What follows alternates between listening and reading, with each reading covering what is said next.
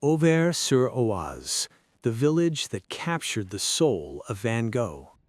Nestled in the lush countryside of the Val-d'Oise department, approximately 27 kilometers northwest of Paris, lies Auvers-sur-Oise.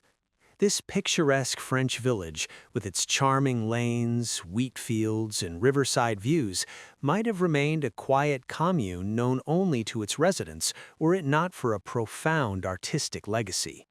In the final months of his life, Vincent van Gogh transformed Auvers-sur-Oise into one of the most famous villages in art history, making it a place of pilgrimage for art lovers and a timeless symbol of the intimate connection between landscape and creativity. A historical and geographical tapestry.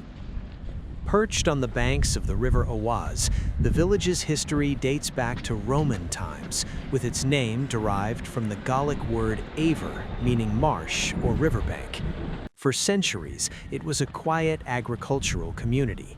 Its fortunes changed in the 19th century with the arrival of the Paris-Pontoise railway in 1846, placing it within easy reach of the capital.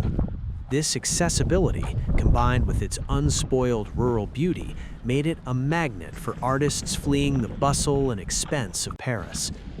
The artist's colony, more than just Van Gogh.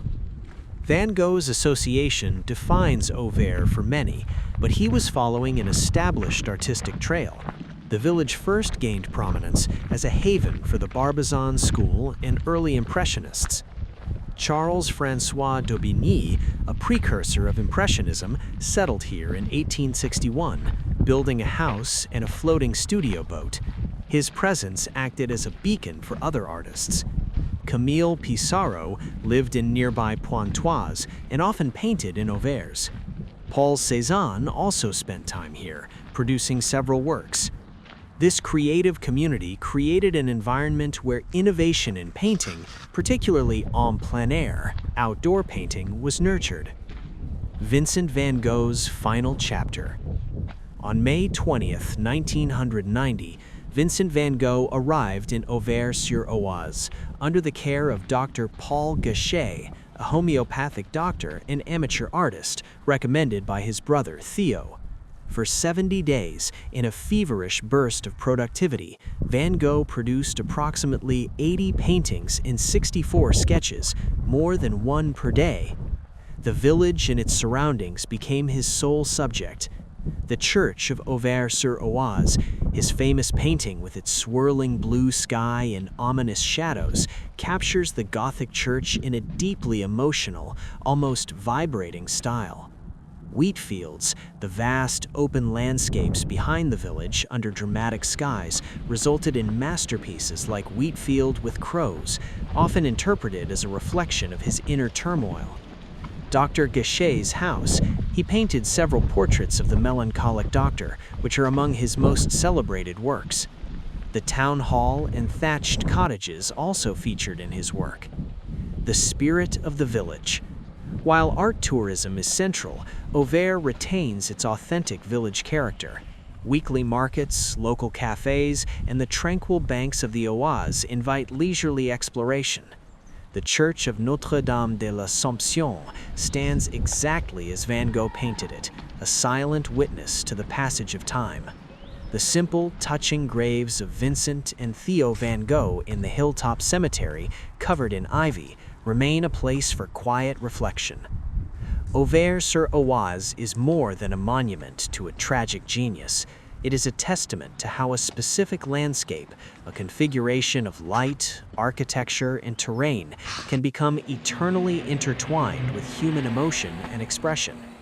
Walking its paths, one does not just follow in Van Gogh's footsteps, one sees the world through his eyes, understanding how in his final days, this village provided both the inspiration for a final, breathtaking creative outpouring and the setting for his profound solitude. Auvers-sur-Oise is, and will forever remain, the final frame of Van Gogh's masterpiece.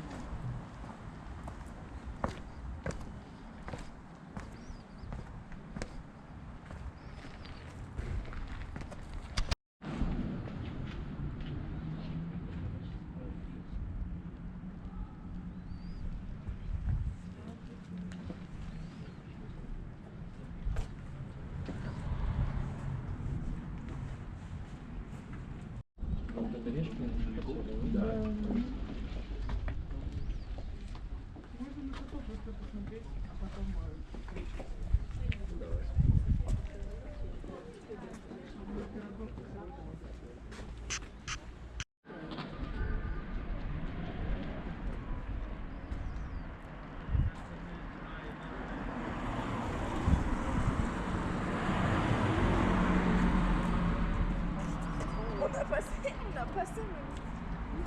Non, c'est la maison de Van Gogh.